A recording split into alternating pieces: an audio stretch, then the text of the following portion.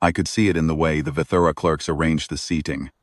Sayara Voss's chair was placed at the far left of the witness tier, angled slightly away from the record taker's console. The way you angle a piece of furniture you expect to remain empty. The conclave of Vithara did not formally announce that a voiceless exile was inadmissible. They simply arranged the room to make her invisible. I was stationed at the East Attaché post, which meant I stood for 6 hours in polished boots on cold pale stone and watched 17 other witnesses give testimony about the fall of the Orshai Protectorate. Ambassadors, fleet commanders, a surviving chancellor who wept twice and was offered water both times by a clerk who materialized from nowhere. The record taker logged every word with a stylus that moved like it was eager. Sayara sat in her angled chair and waited. She was the last scheduled witness. Duchess in exile of the 3rd Orshai House, the only survivor of the garrison at Mareth Station, who had been present for the actual order, the command that started the erasure of 4 settlements and the deaths of 60,000 civilians. She knew what was given, who gave it, and the exact timestamp it was spoken. She had written all of it down in a bound record she held in both hands on her lap, and she had been holding it that way since the morning session opened. She could not speak. The captors who held her for 11 months at Murath had seen to that. A surgical severance of her vocal cords. The Orshai's preferred method for silencing aristocratic prisoners. They could not risk killing. She could breathe. She could eat. She could not produce a sound above a whisper of air. The conclave's statutes required spoken testimony. The presiding arbiter, a tall gray-skinned veteran named Sovash, had noted this in writing to the Human Diplomatic Mission 3 weeks before the tribunal convened. The Human Diplomatic Mission had noted it back in writing that Sayara Voss's written record constituted material evidence and that the statutes did not prohibit a proxy reading. Sovash had noted back in writing that a proxy reading was not testimony and carried no evidentiary weight. 3 weeks of notes. The chair remained angled away from the console. I had read the exchange because my commanding officer forwarded it to me with a note that said, "Be professional. Do not cause an incident." I had been professional for 6 hours.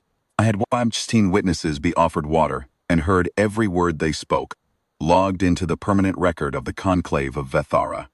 I had watched Sayara Voss hold her bound record with both hands and wait. When the arbiter called her name and she stood, the room's ambient noise, the rustling of clerks, the low murmur of translators, the shuffle of the gallery, did not stop the way it stopped for the other witnesses. It continued. She walked to the witness position, which was a raised circle of pale stone at the chamber's center, and she stood there, and the room kept murmuring around her. Sovash looked at her the way you look at an administrative problem that has not yet resolved itself. He said, "In Vethafran Common, the tribunal noted the presence of Sayara Voss, and further noted that, per the conclave statutes on witness testimony, she was unable to provide a spoken account, and therefore, I left my post. It was not a dramatic crossing. I walked across the cold stone floor the way I walk everywhere, which is steadily and without announcing myself, and I came to rest beside the witness circle." Sovash stopped mid-sentence. Several clerks looked up. My commanding officer, seated in the human attaché gallery, did not visibly react, which either meant he trusted me or he was already composing the reprimand. I looked at Sayara. She had copper eyes. I had been in the same room with her for 6 hours, and this was the first time she had looked directly at me. And I understood immediately that she was measuring me, not my rank, not my uniform, not whatever the humans were supposed to represent in this chamber. She was measuring whether I was worth trusting.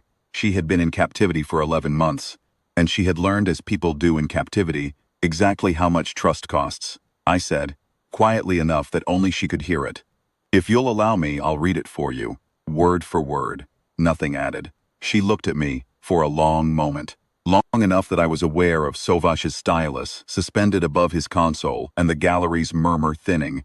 Silence. Then she held the bound record out to me. I took it with both hands.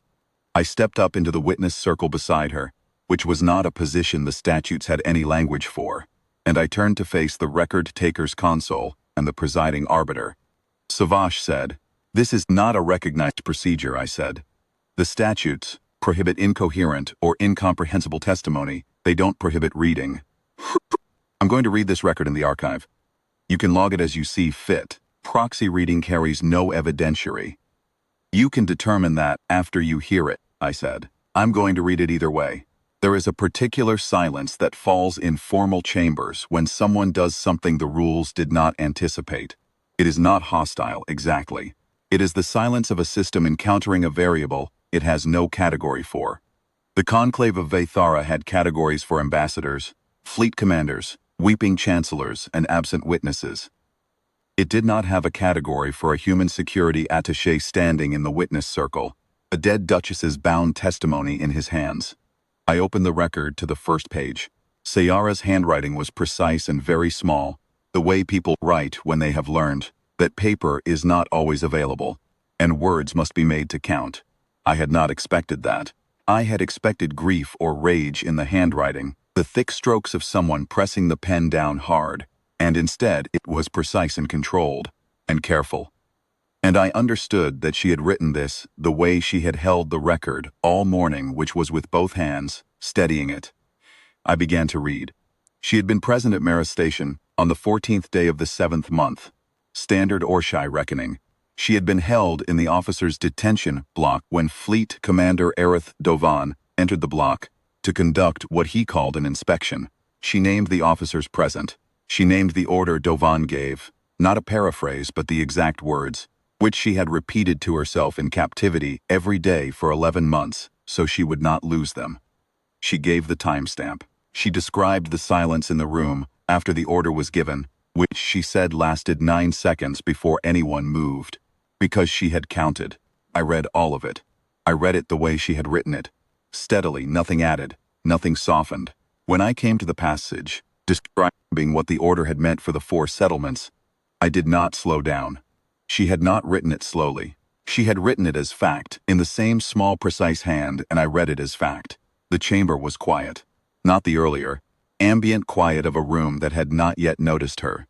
The other kind. The kind that falls when a room has been made to sit with something true and cannot find a way to dismiss it. At the record-taker's console, the stylus was moving. I read for 23 minutes. Sayara stood beside me in the witness circle throughout, her hands now at her sides, her copper eyes on the gallery.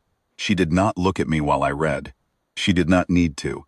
I was her voice, and she was watching the room with it. When I reached the last line, which was a date, the date she had completed the record, and alone in a detention block on Mareth Station with a pen she had kept hidden in the lining of her boot. I read it, and then I closed the... I held it out to her. She took it with both hands. Sovash had not spoken since the second page. He looked at his console for a long moment after I closed the record, and then he looked at the record taker, whose stylus had stopped. The record taker gave a small nod. The log was complete. The arbiter said, without particular emphasis, "The testimony of Sayara Voss, Duchess in exile of the 3rd Orshai House, is entered into the permanent record of the Conclave of Vethara." He did not say proxy testimony. He did not add a qualifier. He said her name, her title, and the word testimony.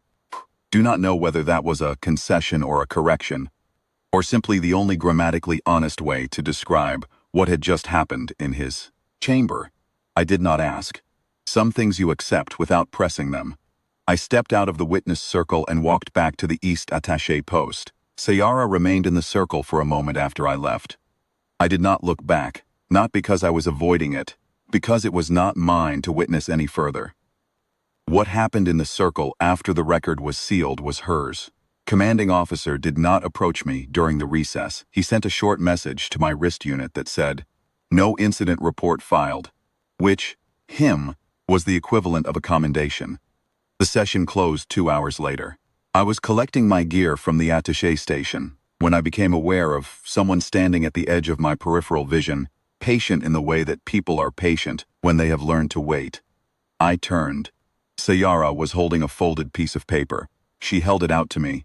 I took it and unfolded it. She had written 4 words in the same small, precise hand. "You gave me back." I looked at the paper for a moment. I looked at her. Her copper eyes were steady and direct, not wet, not soft. She was not offering me gratitude as sentiment.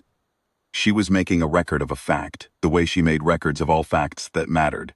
I folded the paper carefully and and put it in my chest pocket. "You already had it," I said. "I just read the words." She held my gaze for another moment.